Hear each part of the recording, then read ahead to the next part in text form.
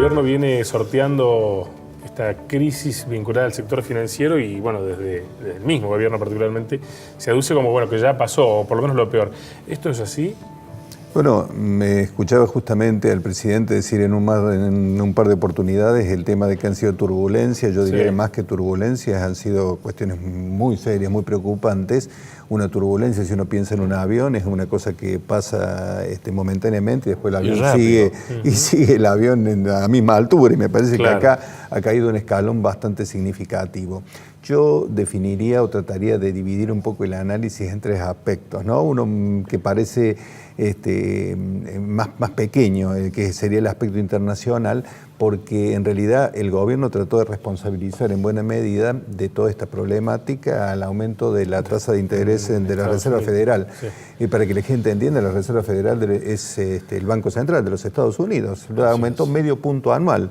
O sea que yo creo que no tiene absolutamente nada que ver eso con lo que pasó en la Argentina. No, puede tener un pequeño impacto mínimo, de hecho en otros países de la región repercutió muy poco. Claro, una apreciación del dólar, pero una cosa menor. En lo, de lo que pasó en Argentina realmente fue un tembladeral, ¿no? Una cosa muy, muy preocupante.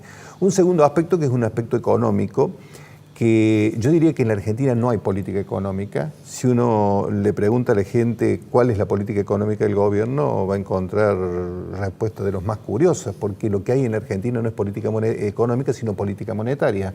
Fíjense ustedes que prácticamente toda la responsabilidad de la supuesta lucha contra la inflación, de tratar de resolver estas turbulencias, es del Banco Central. Claro. Incluso a Sturzenegger se le ha dicho en estos últimos días: señor, usted hágase cargo de resolver el problema de la inflación nuevamente, ahora que ha pasado las turbulencias.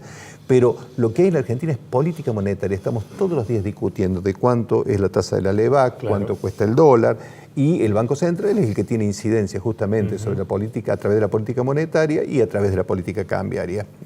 Si uno piensa en los otros dos ministros, el ministro de Finanzas, Caputo, uno termina diciendo, no, lo que Caputo hace es tratar de ser un buen gestor para conseguir dinero. Claro, el que te lleva al Fondo Monetario Internacional, hace los acuerdos, etcétera. Y el otro ministro, Duhovne, que son dos ministros curiosamente millonarios y que tienen su dinero afuera y que supuestamente le piden a la gente que venga a invertir en la Argentina.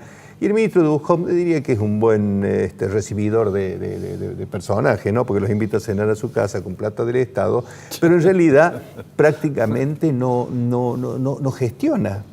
¿No? A mí me sorprende realmente muchísimo que el presidente Macri no haya desplazado por lo menos al ministro Duhovne. Y de hecho ratificó a todo el gabinete. Cuando se habló de cierta posibilidad de cambios, lo ratificó a todo. Con semejante desgaste, ¿no? Sí, claro. Y un tercer aspecto, si me perdonan, sería el aspecto político, ¿no?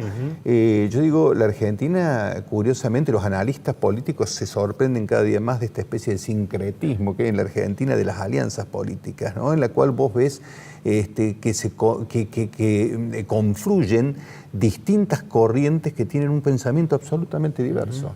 Entonces, cuando uno piensa en Cambiemos, piensa en lo más rancio de la aristocracia porteña, pero también piensa en partidos centenarios como la Unión Cívica Radical, que yo siempre le digo está a punto de implosionar porque tiene serias dificultades para tratar de explicarle a su electorado histórico, ¿no? Que son las pymes, que son los sectores más populares, cómo apoya estas políticas de ajuste. Y serias dificultades para hacer valer el lugar del partido en esta alianza. No ha hecho absolutamente nada. Diría que la única gestión que hizo en 2 años y medio el radicalismo fue lograr, a través de uno de sus representantes, que es Mario Negri, que aplanen las tarifas, lo cual le complicó más la cosa al gobierno, porque te resuelve el problema hoy, pero te lo genera para el 2019, cuando está más cerca de las elecciones. Y tenés otros personajes dentro de esa alianza que hace que uno realmente tenga dudas, ¿no? Como el caso de Lilita Carrió, que, como bien dijo el doctor Cornet, es la primera que estaba en la cola, a pesar de ser la bandera de la ética, para cobrar los pasajes. Y lo curioso de todo esto es que hay que decirlo claramente: ¿por qué recibían pasaje y por qué no lo incrementaban en sus dietas? Que hubiera sido un poco más honesto, a pesar de que hubiera sido un acto, yo creo que diría, claro.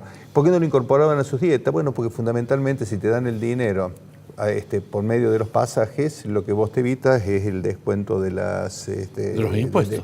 No solamente de los impuestos, sino de las contribuciones. Claro. Exactamente. Y ya vamos a volver al tema político, pero en cuanto a lo económico, ¿qué se puede esperar en las próximas semanas en las consecuencias que va a dejar este movimiento que ya se está trasladando a precios y aleja la meta utópica del gobierno de un 15% de inflación? No me gustaría, la verdad, ser negativo, pero lamentablemente hay que decirle a la gente que lo que viene van a ser momentos sumamente difíciles. El Fondo Monetario Internacional, recurrir al Fondo Monetario Internacional no es un tema menor. El Fondo Monetario Internacional, para que la gente también conozca, es un acervo común, es dinero de muchos países. Lo que pasa es que está manejado fundamentalmente por Estados Unidos porque es el que más aportes hace y por ende es el que más votos tiene. Entonces claro, es el que impone al presidente del fondo, etcétera. Pero lo que te exigen, como te exigirían en cualquier banco que vos vas a pedir dinero, te exigen cómo le vas a devolver el dinero, porque están cuidando el dinero que no es propio, elemental. Y eso significa que te van a exigir un tipo de cambio muy competitivo para que haya más exportaciones, porque es la única manera de generar dólares para pagar la deuda. Te van a exigir la reducción del déficit fiscal. Algo muy difícil. Es muy complejo el tema y si vos me permitís voy a salir de la lógica y quizás sea políticamente incorrecto lo que voy a decir. Me parece que el enfoque es equivocado, porque el enfoque de este gobierno es pensar que el causante de todos los males es el proceso inflacionario. Y yo voy a decir algo distinto. Digo que para mí la inflación es una cosa realmente negativa, pero en muchos casos termina siendo una externalidad negativa de un proceso positivo cuando vos creces. ¿Qué quiero decir con esto? Para que se entienda, porque si no, queda como que uno defiende los procesos inflacionarios. Digo yo que en la Argentina hay cuestiones mucho más graves que la inflación. Por ejemplo, la enorme concentración de ingresos.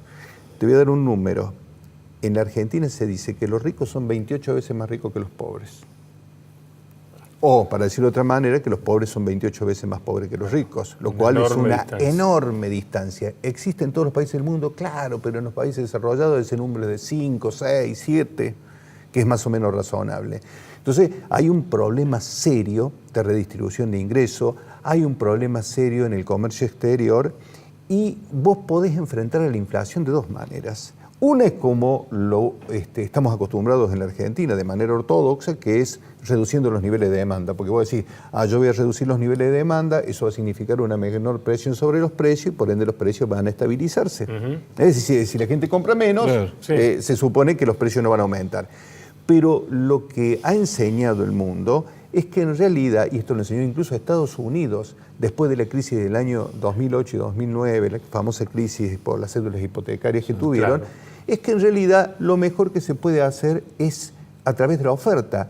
Es decir, si vos querés combatir la inflación por exceso de demanda, lo que tenés que hacer es generar mayor oferta. Eso significa mayor inversión.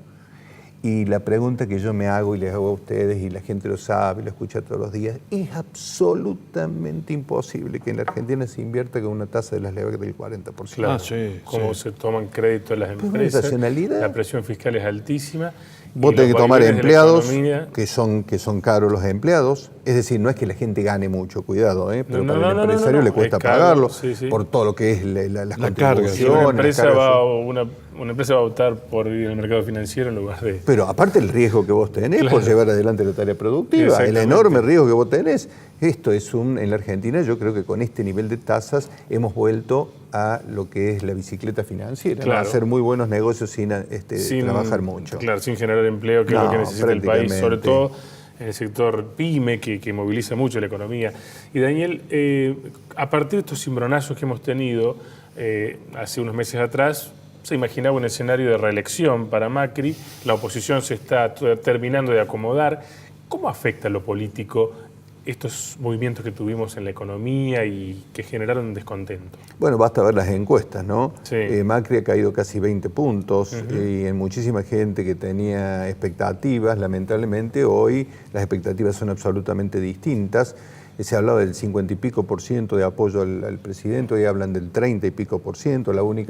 El único personaje importante que en Cambiemos sigue teniendo una intención de votos elevada es María Eugenia Vidal. Pero el tema es que nadie también, por otro lado, en alguna medida capitaliza esta pérdida de votos de Cambiemos, ¿no?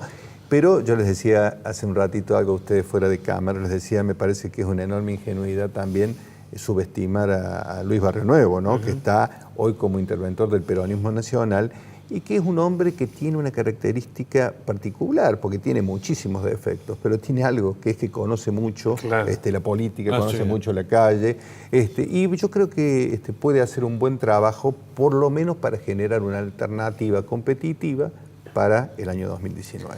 Y al gobierno se le sigue criticando la falta de sustento político, y el radicalismo parece no poder ocupar ese lugar. No, el radicalismo es como que es un actor prácticamente de reparto, ¿no?